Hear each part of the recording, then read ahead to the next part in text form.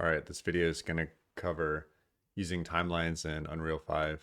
I have a group of students who are working on a game project with a lot of kind of like moving components in their game scene. And I think timelines is a pretty simple and effective way to do that. So I'm going to jump right into it. I have a temp folder I just created. And in here, I'm going to make a new blueprint class. And this is going to be an actor. So an actor is Unreal's sort of like base object that you can put into a environment. And also this, I guess, tutorial sort of assumes basic Unreal knowledge, at least enough that you can make blueprint classes and maybe play it around with some blueprint scripting. Um, so I made the blueprint class, I'm going to open it up. And in here, I'm going to make a platform, and you can make your own kind of 3D model and bring it in as a static mesh, but I'm just going to use a cube for demonstration purposes. I'm going to make it a little wider over here, a little less tall there. That looks pretty good. And I'm going to compile and save that. All right.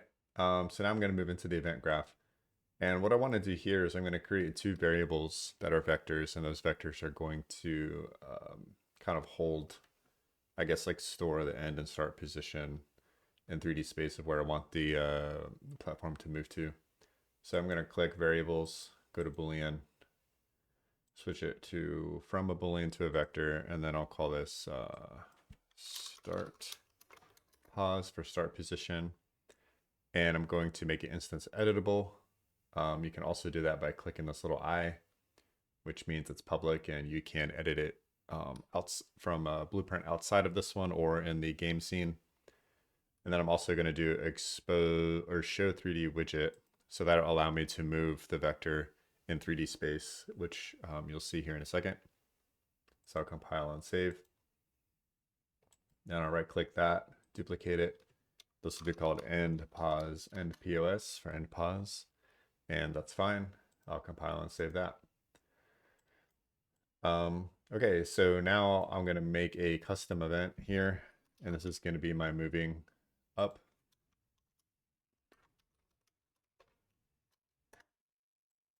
And I'm going to pull off here and go to timeline and click add timeline.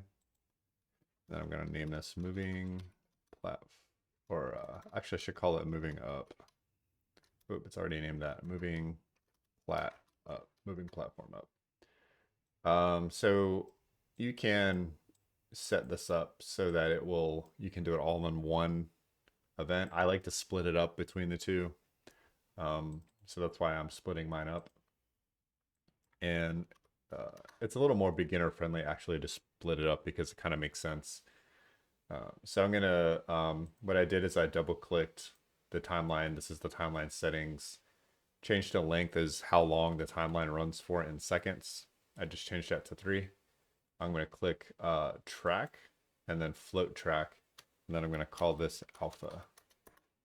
And then I'm gonna go back to the event graph to show you. So what that does is it creates this little pin here. And what's gonna happen is this value is going to animate. The value itself is gonna animate and it's gonna go from 0 to 1. And that's gonna feed into a lerp, which stands for linear interpolation. And you can see there's a lot of different kind of lerps. You can lerp between rotations, vectors, floats, pretty much any kind of value you can think of or that Unreal has, you can probably lerp. And all lerp really means is you have a value, a B value, and then an alpha. And this alpha determines where you are between these two values.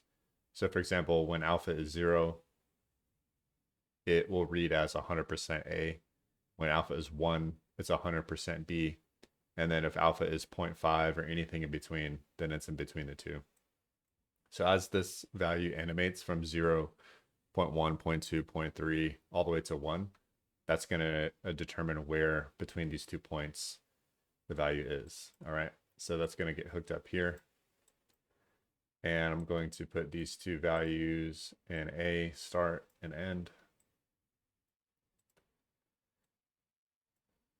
There we go. And then I'm going to, so what I'm going to do is we have this cube. I'm going to animate the cube going from start to end. You can animate the entire actor, but I'm going to animate the cube inside the actor.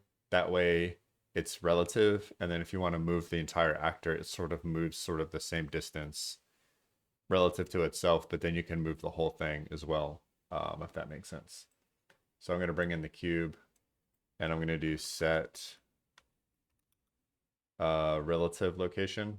So that means it's going to set the location relative to where it is in the scene. So it's only going to move. I hope that makes sense. It's kind of hard to explain. So if you set the pure like world location, then it's going to move in the world, and 0, 0 means it's going to snap it. So if you get a start position at 0, 0 here, it's going to like snap it to 0, 0 in the world, and it's going to look weird. If you do a relative, it'll move relative to where it already is. And the 0, 0 here is just kind of like within its own little like, blueprint system or blueprint context.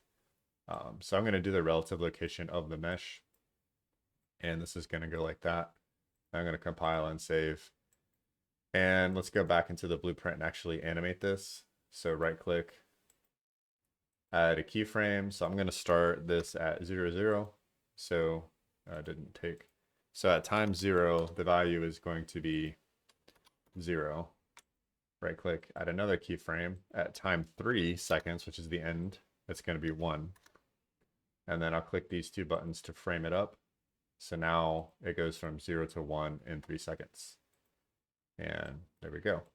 So if I just leave this as it is, it's not going to do anything. I have to actually call it.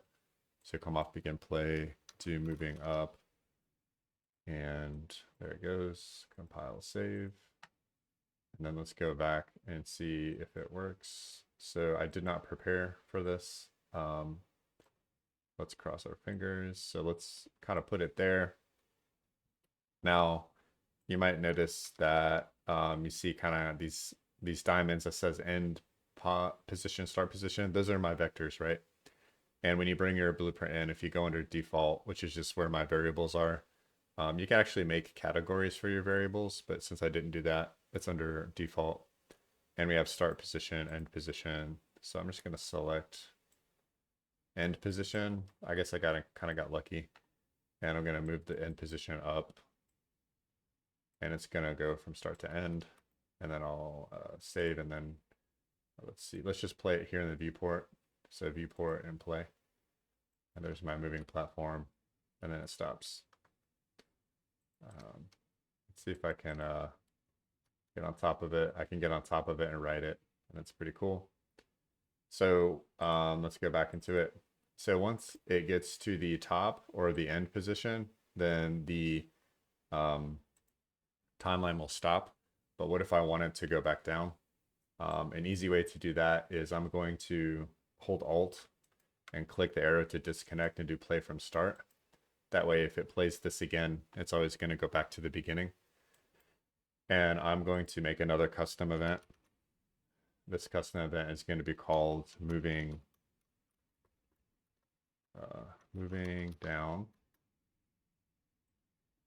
And I'm going to select this and then copy, Control C, and then Control V. So I'll paste that up here. Play from start. So it's going to move up and then move down.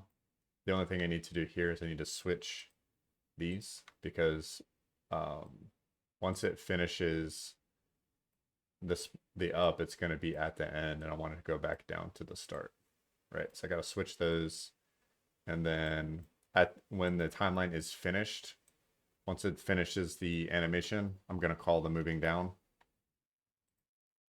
like that. And then once this one is finished, I'm going to call the moving up. And then compile and save. And then let's play. Moving up. And then it's going to go and then come right back down. So it's very kind of snappy, as you can see. It's very linear. That might be what you're going for. So I can also jump on it and I can ride it up and down. but actually I want it to be look a little better. So let's go into the timelines and I'm going to select these keyframes, right click them, go to user, and then right click this one and go to user. And I'm going to add a little bit of a curve to it so the animation will look a little better. So this curve actually looks pretty good. Save and go into the other one and do the same thing. Add a little curve to it so it looks a little better.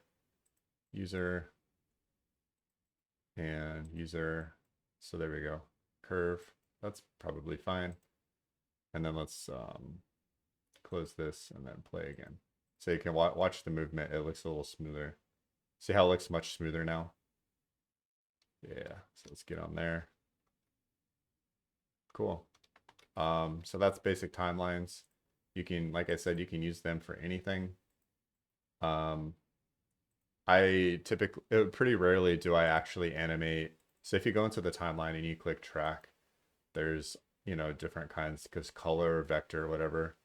I very rarely do that. I almost always do a float alpha, and then I use the alpha to control a lerp because there's a lot of things you can lerp if you type lerp. You can change colors, floats, rotations, transformations, vectors, all kinds of stuff. And you can also, anything that has a value, you can go between the two. So for example, like doing lights, if I add a light in here and I bring a light and you like pull off intensity, you can set the intensity and see how the intensity is a float. You can make a lerp float here and do a timeline to animate the intensity of the light if you want it to like fade in and out. So timelines are very, very handy, very simple to implement. And that's it. So when the game begins, it starts moving up, and then when it's done, it moves down and moves back up again. So hopefully this is helpful.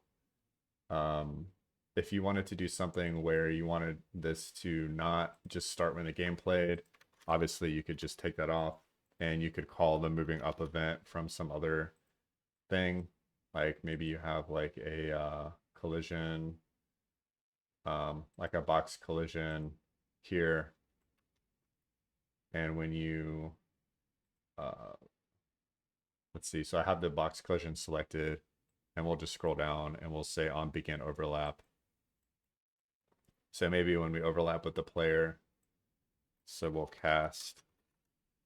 So this is going to see if the thing that overlaps with this box is the player. So we're casting to see if it is.